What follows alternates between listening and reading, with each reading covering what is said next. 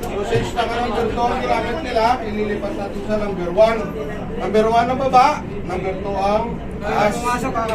So yan, nakababa na. No? So nakababa na, ikabilang battery yung gagamitin natin. So meron tayong 1. 1, 3, manual. Kung susundin natin yan, 1, 2, sa battery, 3, so, okay na tayo sa battery, no? 1 na tayo. Manual. Lagay sa manual. Okay. Tapos 2, nalipatan natin yung battery, okay na tayo. So 3. Okay, start.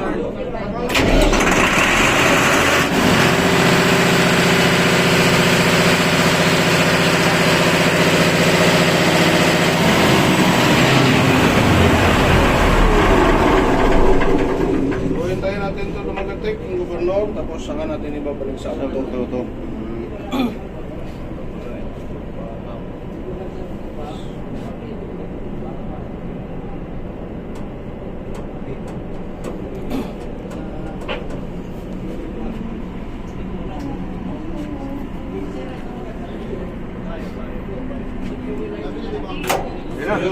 Balik na sa auto.